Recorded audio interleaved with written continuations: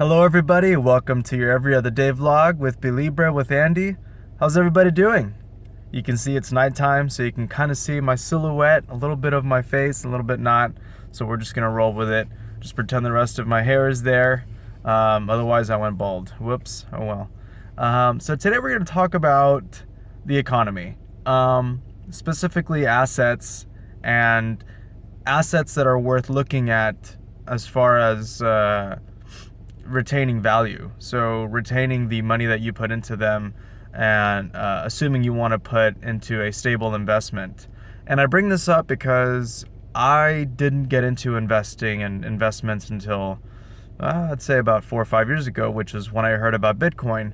And I'm sure you've heard me tell my story plenty of times where I got into Bitcoin only kind of by accident, where I was digging around for an asset class that I could put money into that would an asset class where I'd be able to invest around $100 on average, because at that time I was working for a low wage and I wasn't able to put that much, wasn't able to invest that much money. So I was like, well, what's good to go into? And I thought stocks would be good, but apparently you needed to have a minimum of $500.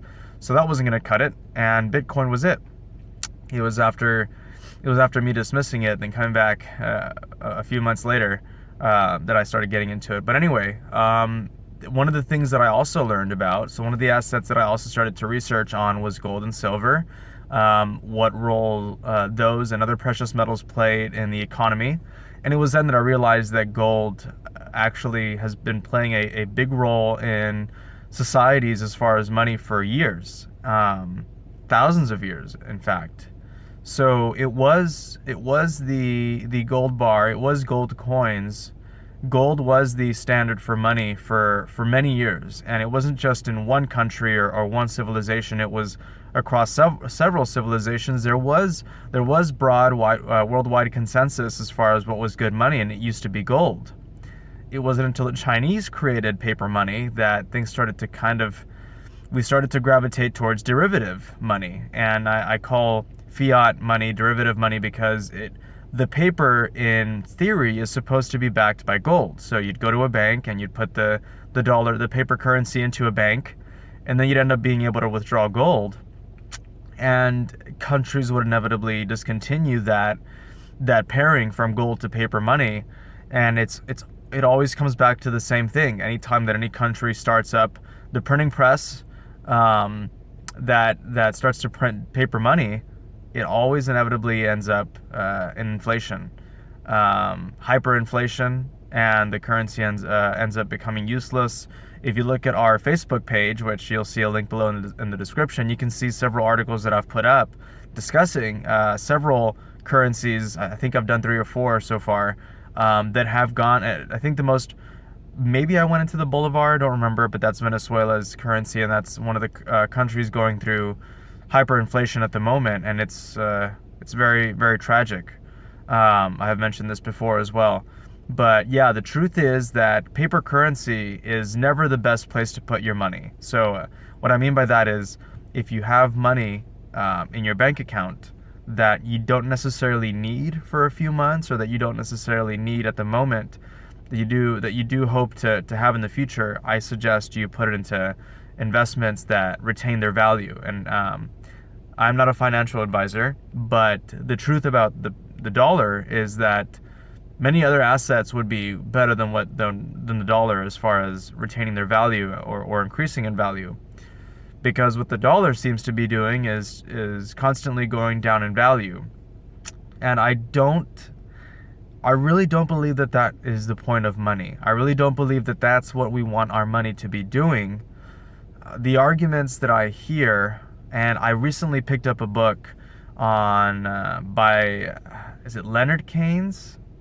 Oh man, I should be remembering his name, but the Keynesian economics is named after Mr. Keynes, and I got the lovely birthday gift from my girlfriend that is it's 2 textbooks on economics by Leonard Keynes. And I need to read this book and really need to understand the argument for an inflationary currency, because for the longest time before we had paper money, we had deflationary currency in the form of gold, silver, and other precious metals.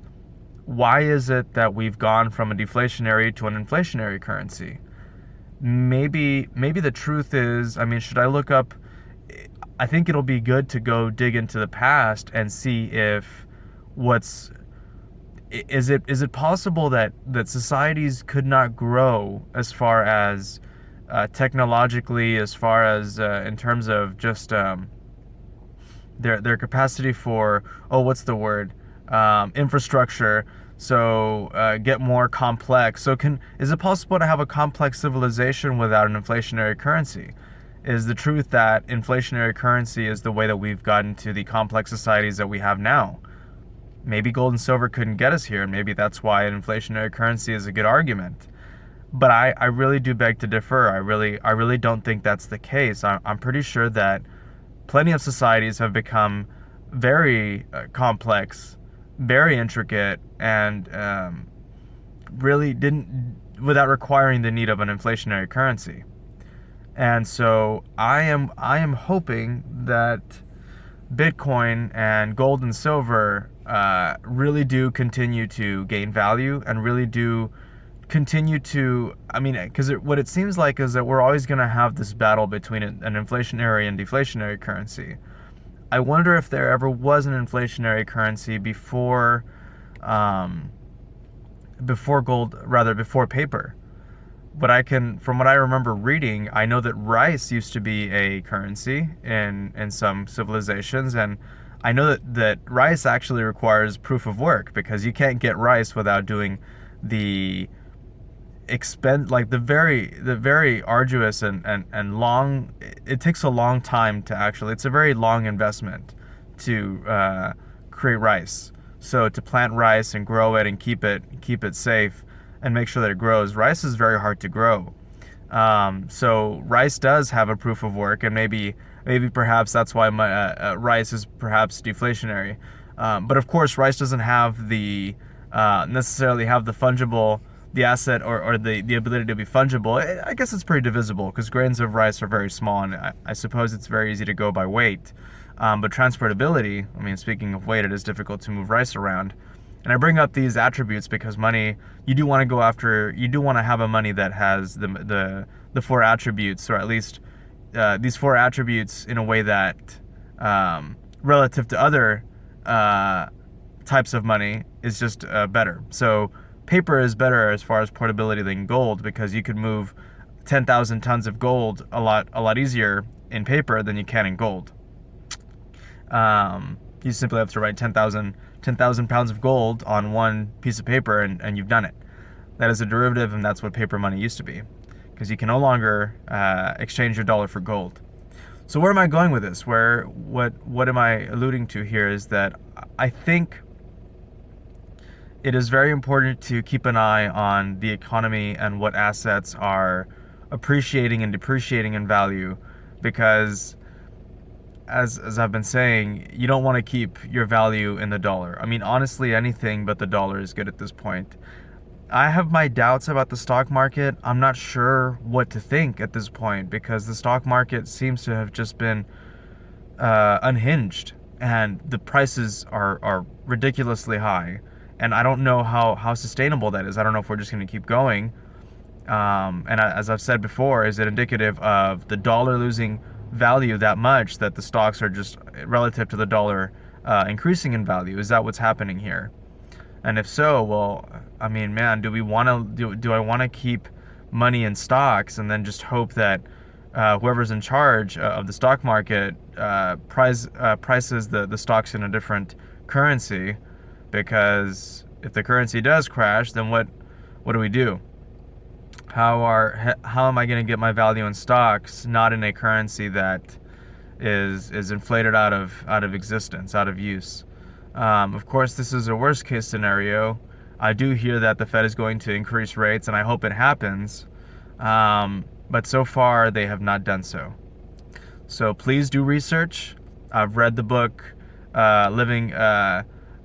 Oh man, I'll put the link in the description for the book. But it's about living next to a neighbor who's a millionaire, and it talks a lot about investments and how planning just as much as 6 hours a week in your investments could lead to a much better looking portfolio, actually having anything in your portfolio, just from planning it out and putting a small percentage into savings. But yeah, guys, this has been the episode. Please like if you like. Please share with a friend. Till next time, bye. Subscribe.